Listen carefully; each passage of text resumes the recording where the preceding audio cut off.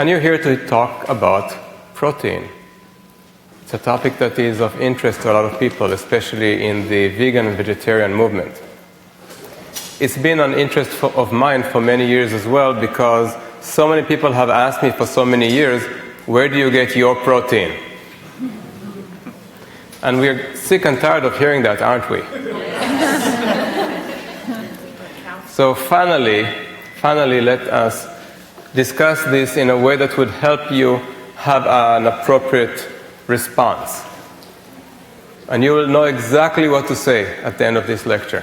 When people say, where do you get your protein? You'll know exactly what to say. So please be patient and stick around until the very end.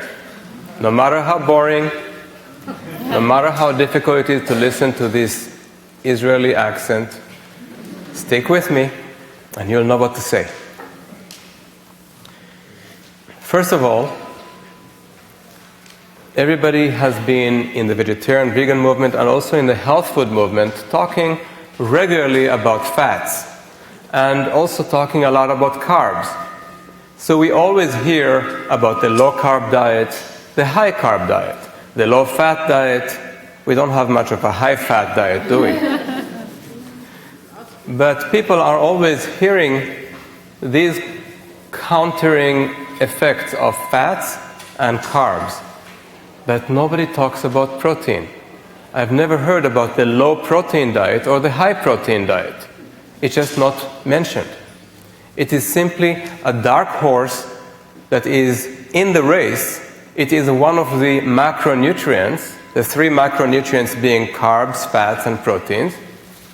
And we are aware of its importance, but nobody talks about a diet that focuses on protein. Highly suspicious, isn't it? Everybody talks about fats and carbs. But where is the protein? So let us look around the world and see where is the protein.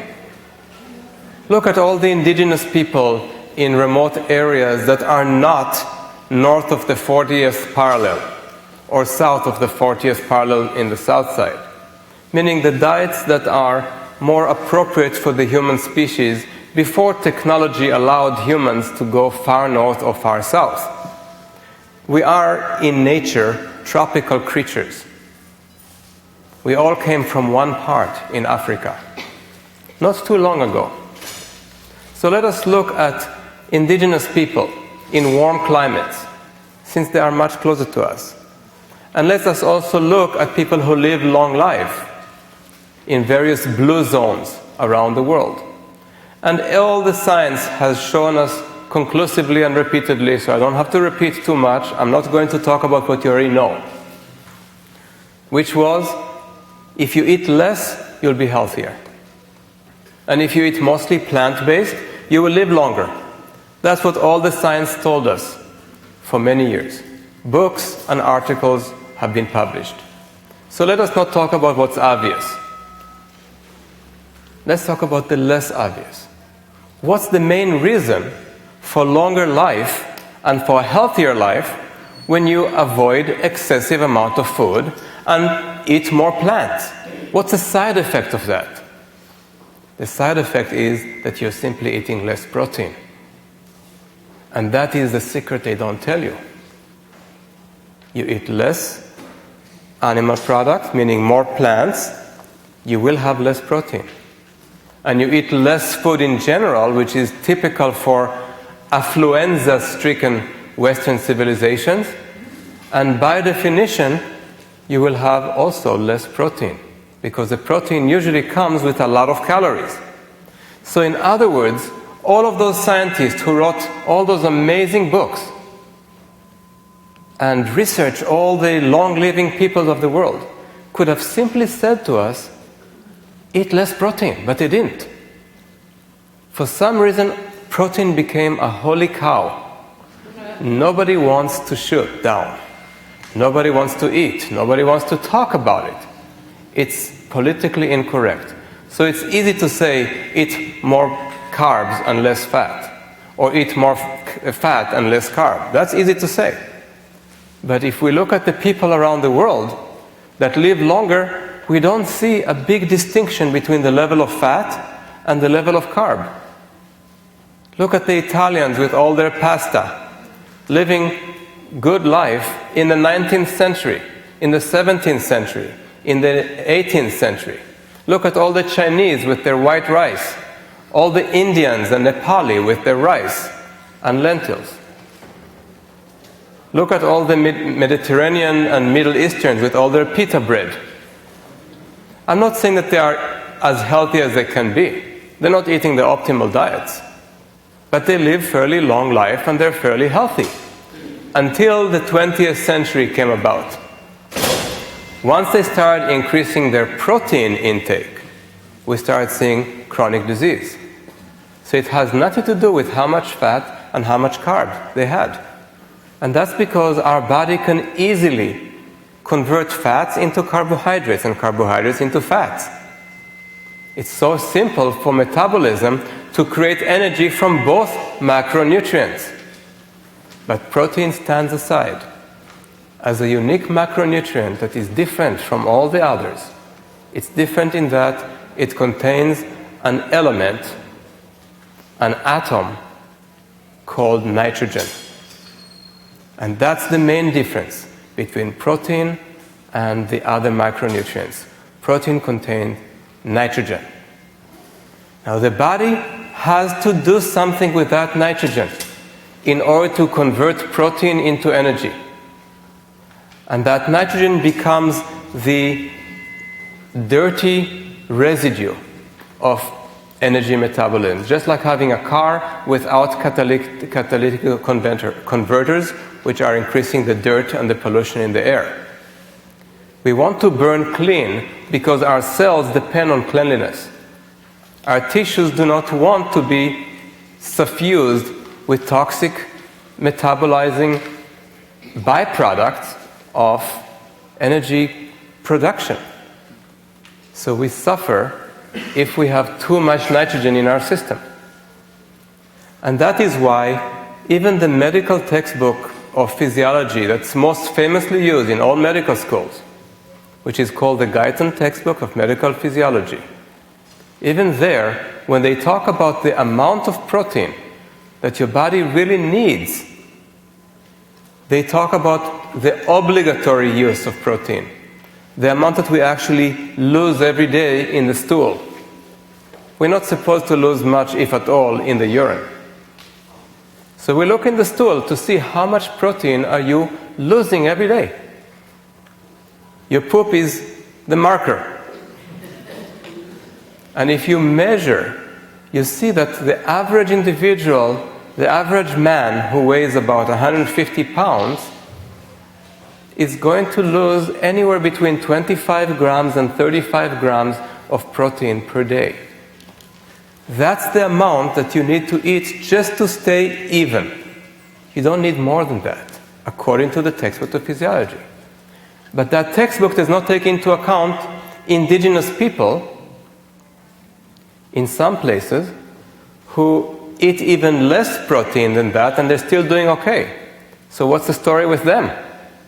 Why are some indigenous people in Africa able to sustain themselves of 15 or 20 grams of protein per day? The answer is recycling. If you eat less, you recycle more. You lose less. Because your body knows how to continuously conserve the amount of amino acids available to it for its various function. So the more protein you eat, the more you lose. The body does not need to conserve as much. So even the 25 to 35 grams that is written in the medical book, even that is generous overall in quantity. But we want to be generous, don't we? We want to be as conservative as we can be, for the purpose of science, if nothing else. So when we look at all the activities of the body and when and where we need protein, let's say that we want to be slightly more large with ourselves and give ourselves 5 extra grams of protein. That will bring us to, let's say, 40 grams at the most. Remembering that this does not take into account how much we recycle.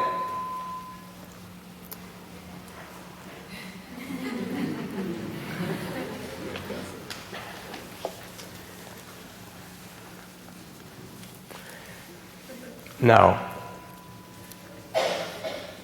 if you are a typical American, which most of you are atypical Americans, you are here, but you have been influenced by a lot of typical Americans in your life. And they have always told you that protein is primary in our body. It's proteus.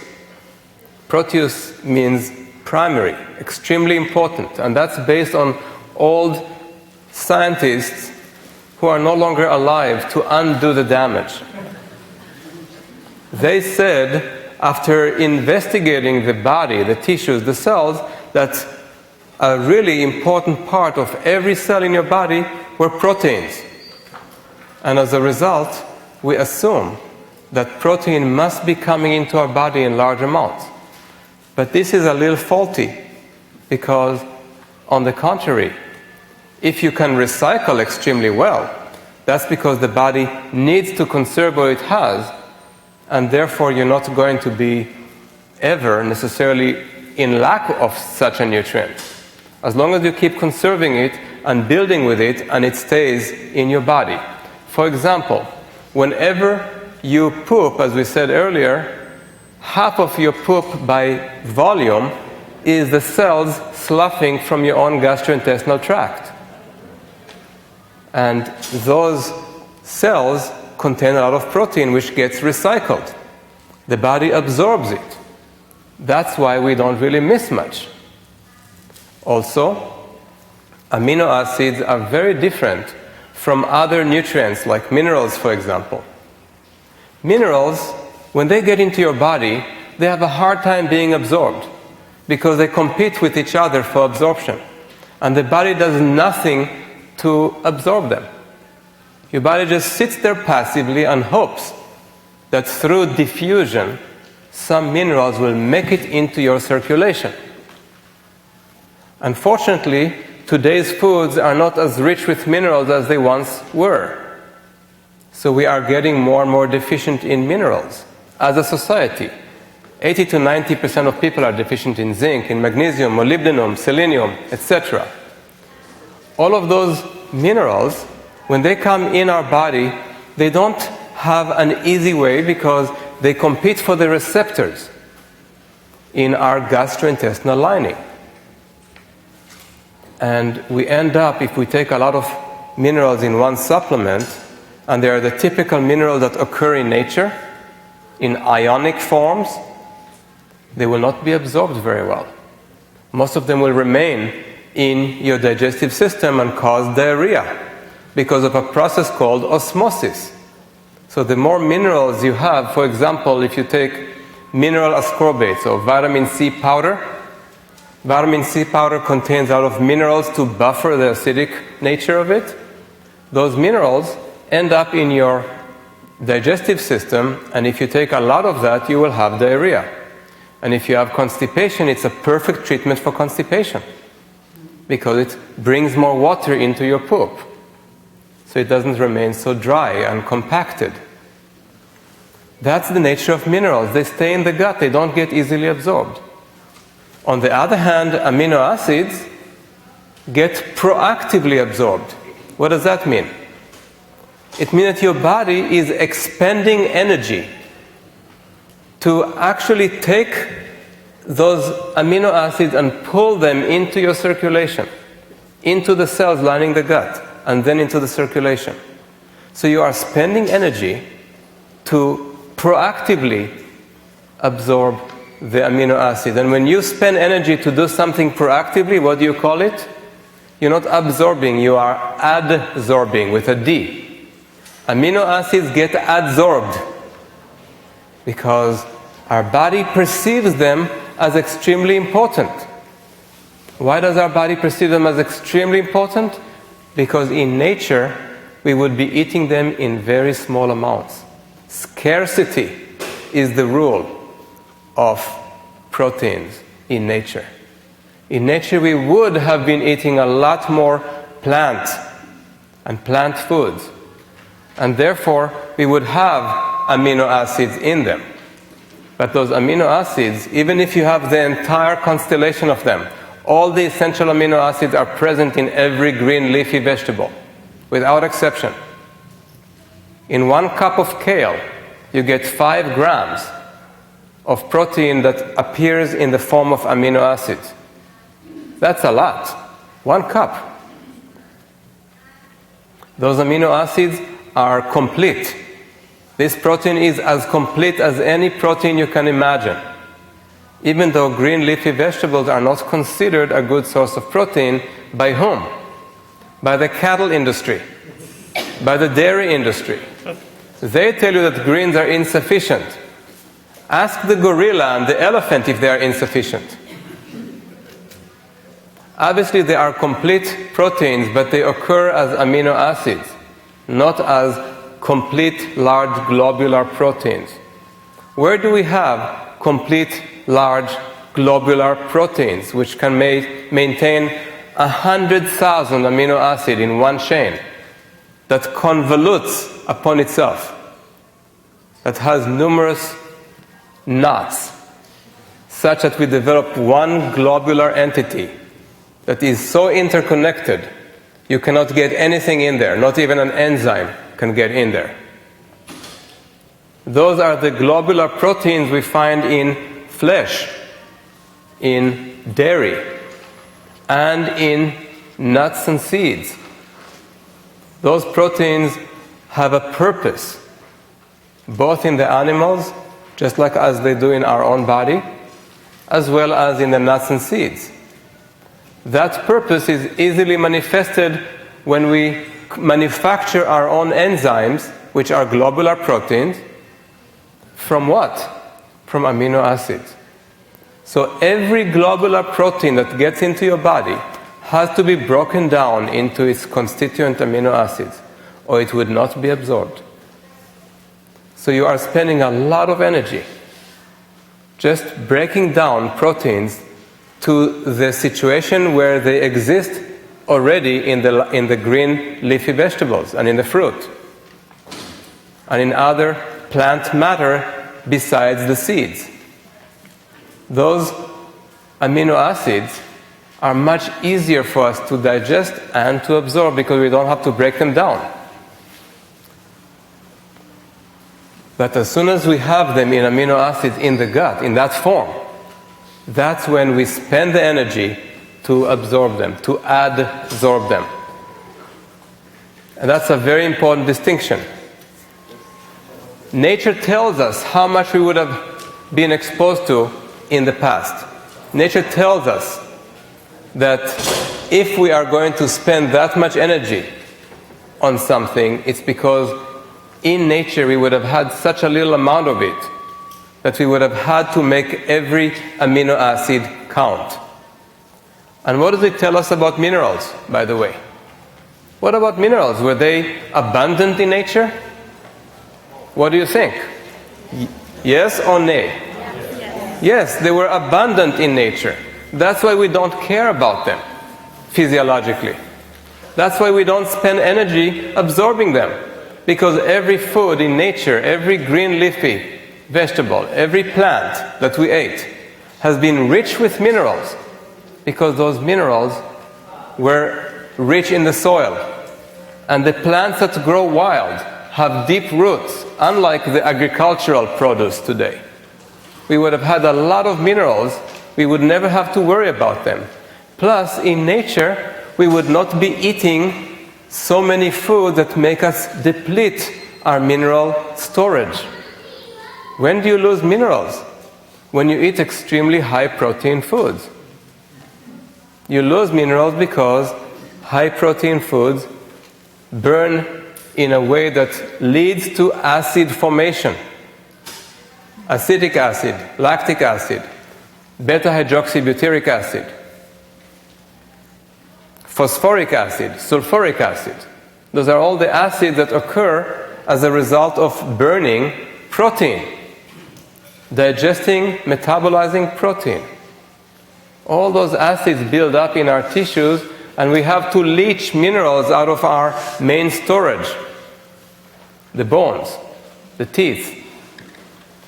So we lose minerals as a result of high protein foods, but also our diet today includes many other things, like stimulants, coffee, chocolate, and other stimulants that cause our kidneys to open wide and allow too many minerals to be secreted in the urine.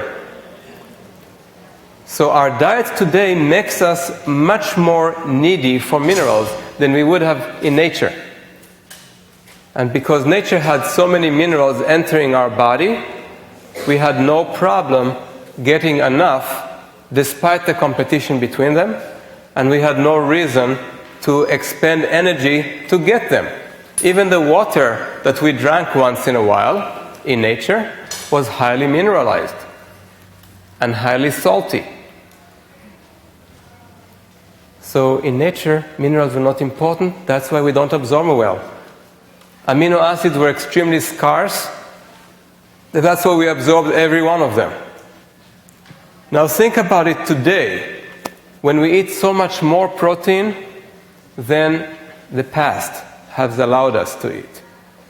We still have the same mechanism of absorbing amino acid, the same as Native Americans have this genetic mechanism to store energy because they went through many years of drought in the desert and they could not eat sometime. So whenever they had more to eat, they ate a lot of it and stored it. And today, because they eat a lot of calories, they store those calories and develop diabetes and obesity and cardiovascular disease in very large amounts because of those storage genes. Well, we all have these genes that tell us to conserve protein because it was so hard to get it in nature. But today we eat a lot of protein. The mechanism still exists. Therefore, even today, despite this surplus of protein, we're going to absorb it extremely effectively and conserve it and recycle it so we don't lose our protein. We keep it and we get poisoned by it. That's the secret they don't tell you when they keep churning and churning and chewing on water when talking about fats and carbs, but not about the poison of protein when taken in excess quantities. So what does a typical American eat in terms of protein? The average American, and of course there is no such thing as an average because it depends which part of the country you live. If you're in the South, in the deep South, you're probably eating a lot more protein than if you are in the North. But this has been changing recently because now a lot of Northerners have become health-oriented. And nowadays the health-oriented people are increasing their protein abuse. Not use, but abuse. Because they are still brainwashed by the cattle and dairy industry to believe that protein is so good that the more the merrier. And they are gravitating towards anything on the shelf that has the word high protein on it. And that is why even the naturalists among you, the vegans, the natural food individuals, the health nuts among you are eating today a lot more protein just because of your awareness, just because of your desire to be healthy. Isn't that sad?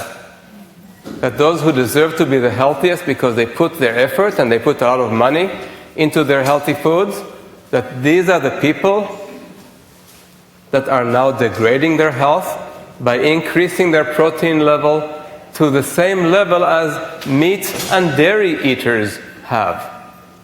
So you remember the Loma Linda study from back in the previous century, where the Seventh-day Adventists were studied with their two groups. One was vegetarian, one was not.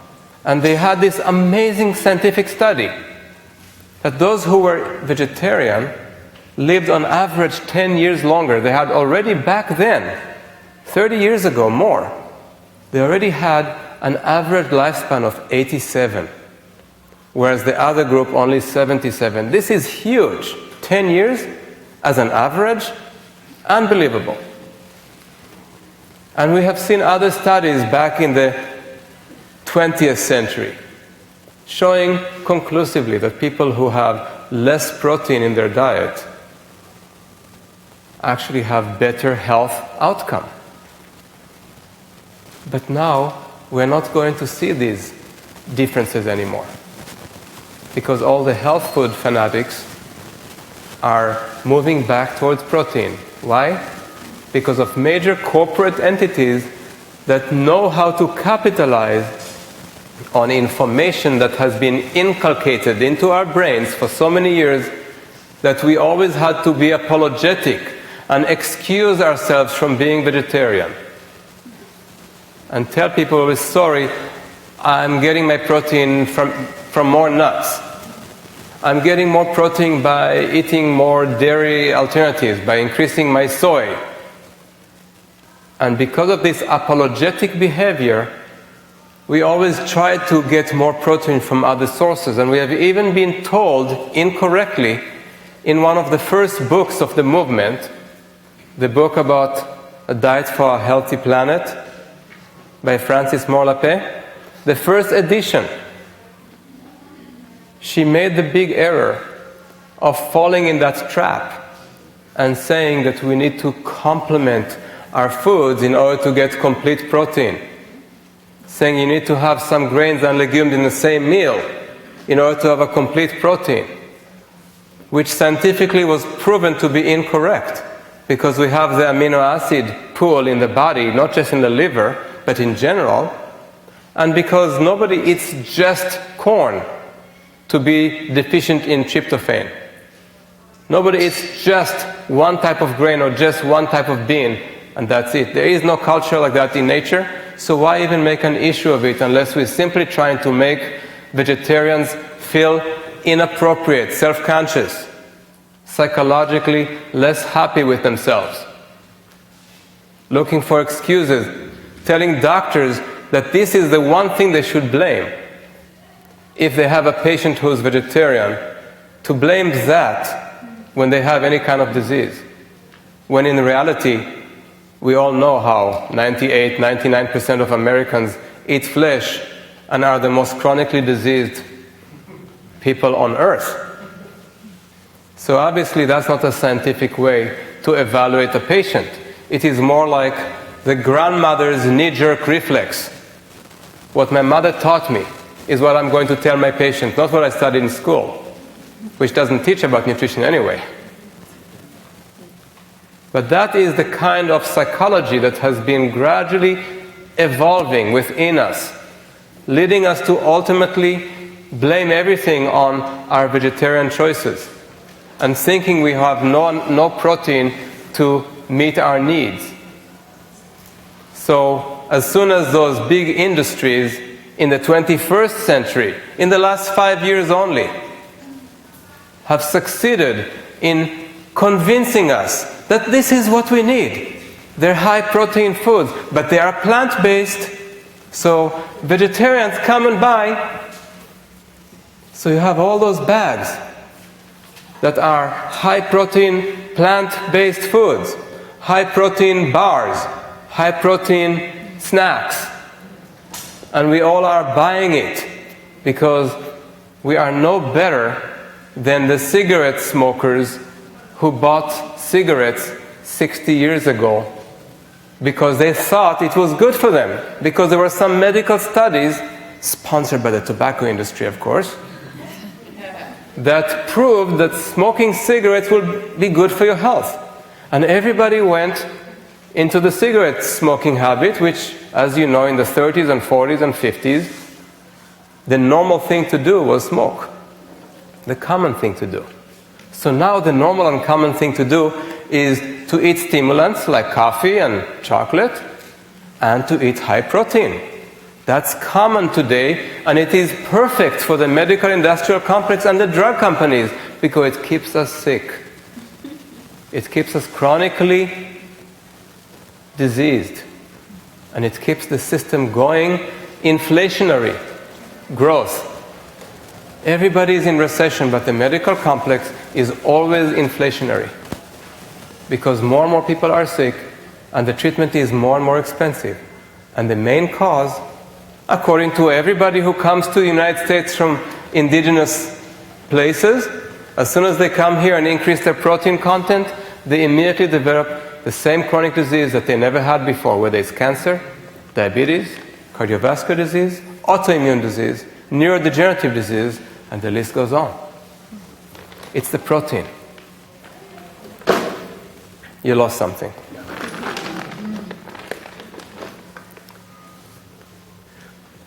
So the average American health food fanatic, if you want to use that term, in the 21st century has bought this concept that was started many years ago by the cattle industry and the dairy industry. So now even we, vegetarians and vegans, are believing that concept that we need more protein because we buy all those high protein foods. Many of them are called superfoods. And they're really expensive because they're just food. And food should not be that expensive. And food should be grown locally. It should not come from far, far away in plastic and aluminum foil. It should be bulk produce. It should be sustainable. That's what real food is. It should not cost $30 or $50 for a package that has a long shelf life because even the stupidest bacteria are not interested in eating it.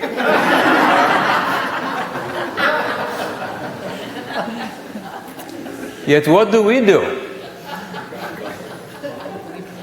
We fall in that trap.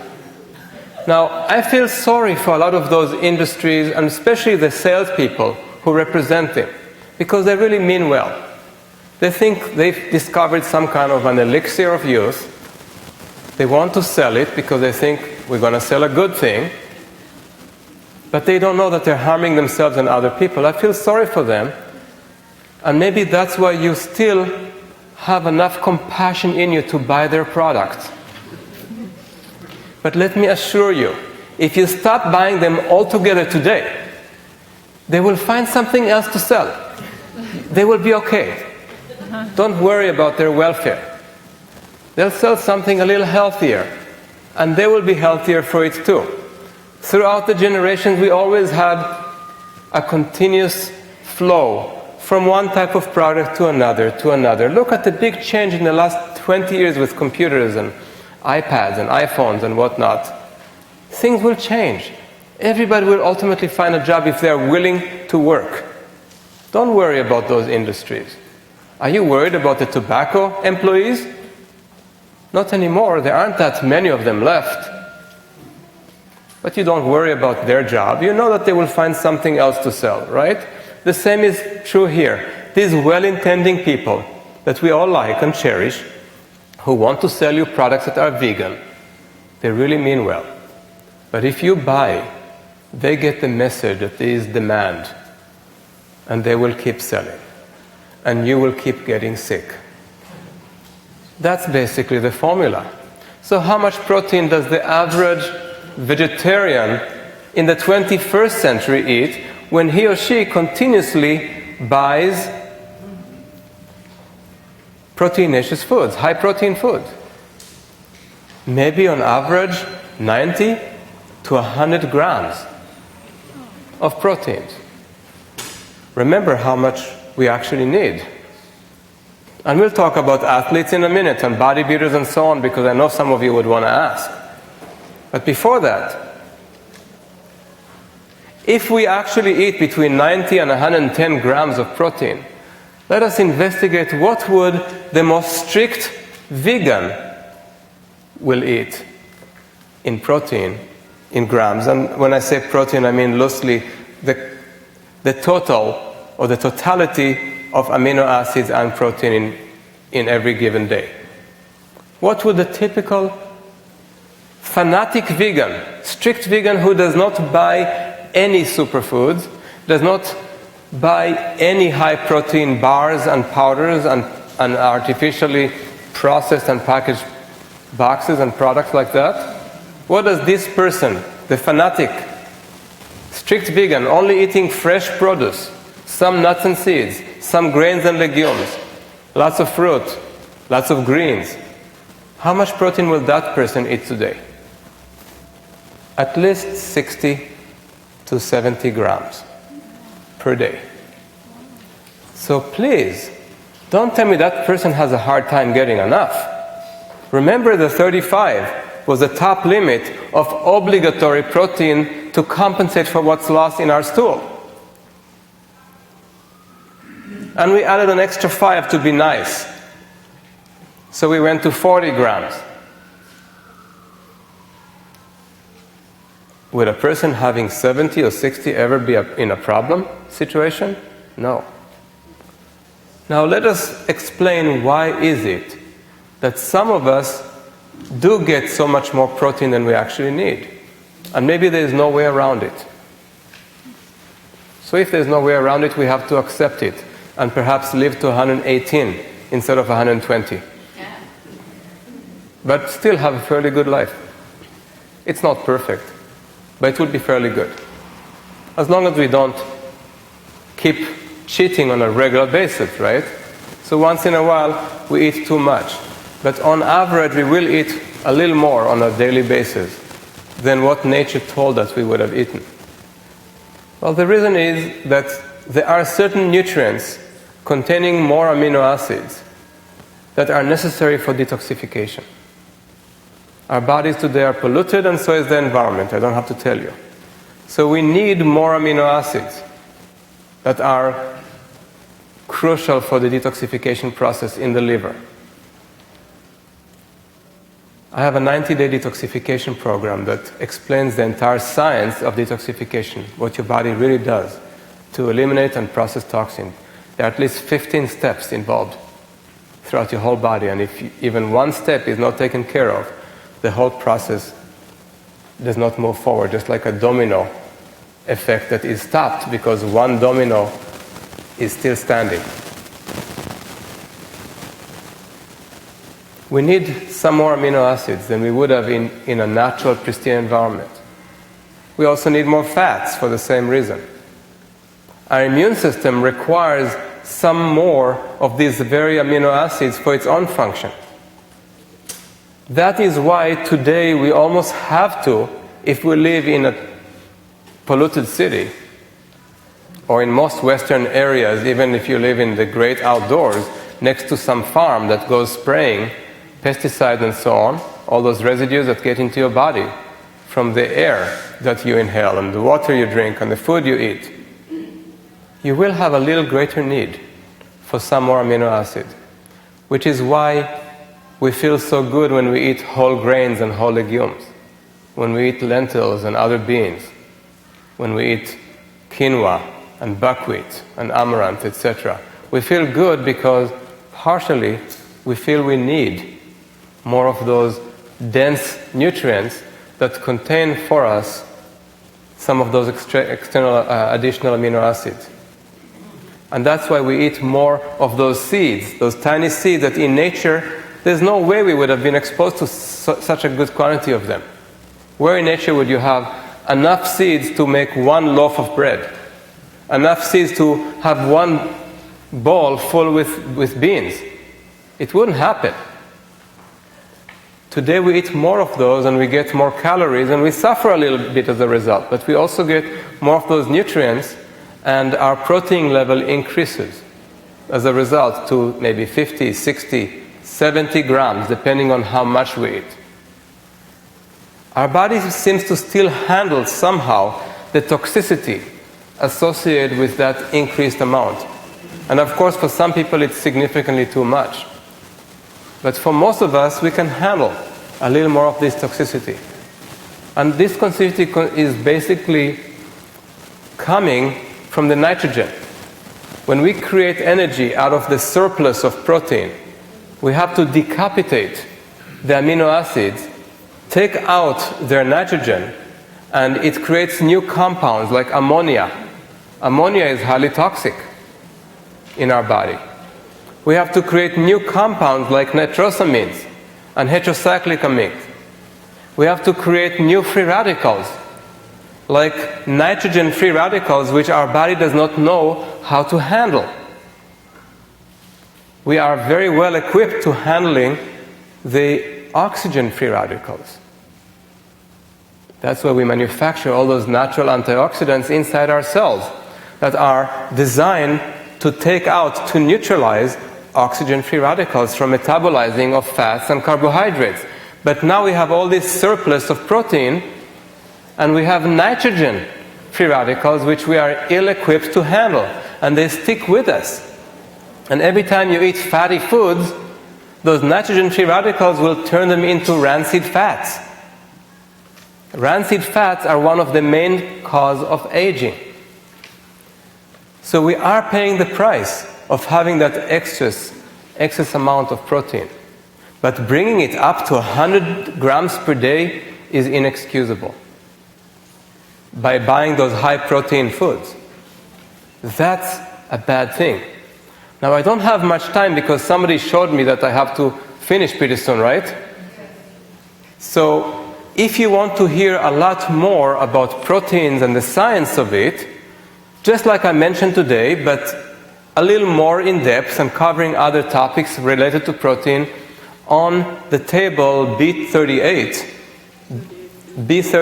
or 38B, whatever it is, there are CDs, and there's a double CD on protein, the truth about protein, which allows you to get all this information and listen to it again and again until you get really thoroughly in your mind, and you'll be able to recite it quickly and easily to all of your friends.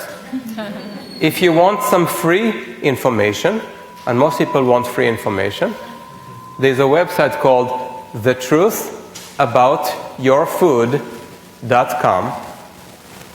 The truth about your, not mine, your food.com.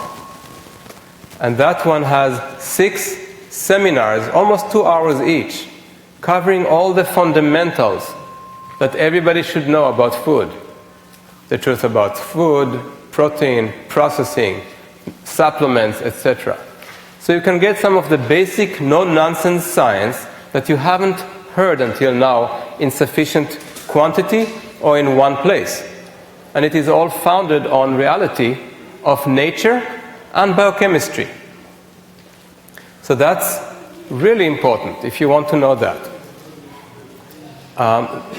Now, back to people who are athletes. Those who are athletic and are building muscle all the time, trying to build muscles. Some of them eat in excess of 200 grams of protein per day. You can only imagine how toxic they are. They are totally poisoning their own bodies, just to look good. Now, maybe they look good for a while, but they will pay the price later because those proteins are damaging their kidneys just by having to secrete all those acidity residues through the poor kidneys, those nephrons that have to handle and tolerate so much acid. So when you eat whey protein, which is a byproduct of the dairy industry, which used to be thrown away, now they make a lot of money selling it as a supplement for bodybuilders and everybody who wants to look like them and buys them too. Those will poke holes in your kidneys because they're so acid forming in your tissues.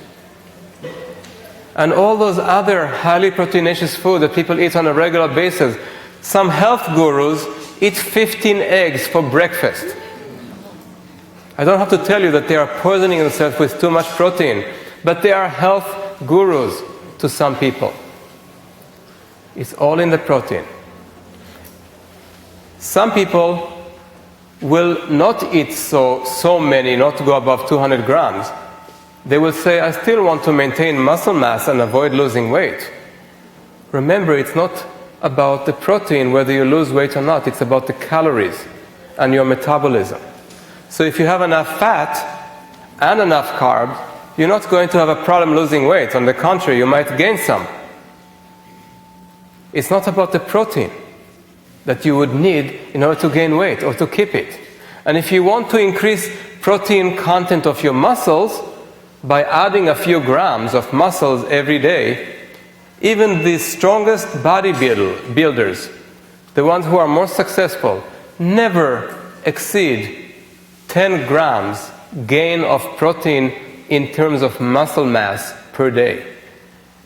10 grams is a lot. I'm being really generous, because 10 grams normally would mean at least a big percentage of that would be water, because each cell, including muscle cell, is mostly water. But if we gain 10 grams of muscle mass per day and want to be generous and say that the entire 10 grams are protein, then think about it. You might go from 40 grams obligatory use plus 5 grams being nice and generous, then another 10 grams. So you get to 50. 50 grams. Even the strictest vegan has more than that, as we said earlier. Nobody is going to be deficient unless you are starving calorically and eat nothing but white sugar and white flour. Nothing but that. It's very rare that anybody in our society would fit these parameters, because if you have enough calories, you have enough to convert to energy, and your entire intake of protein will be continuously reused for building. You won't lose any. Only people who are starving calorically could end up in great need of using their paucity of protein for energy production. But most of us have already too many calories to begin with. So all the excess protein is going to be converted to energy and lead to poisoning, to cancer, to toxic agents that I mentioned in that Truth About Protein CCD. Those toxins that make you at higher risk of chronic disease and cancer. And the last aspect here, before I give you the answer to all of those people who bug you about where you get your protein, the last thing I want to mention is the nature of globular protein, the kind of protein that is only found in flesh, dairy, nuts, seeds, grains, legumes, which makes us have to avoid excess of those, especially the nuts and seeds, which are difficult to digest because of the high level of polyunsaturated fats. So I usually tell people not to have more than 3 or 4 tablespoons of nuts and seeds per day. And that is in my 6 free teleseminars at thetruthaboutyourfood.com, what you should be eating. So you can never say I'm hungry after you listen to that one. Those 3 to 4 tablespoons prevent us from having significant digestive dysfunction. The more digestive dysfunction we get, the more leaky and inflamed our gut can become, and the proteinaceous food that are globular protein containing will lead to potential allergies and sensitivities.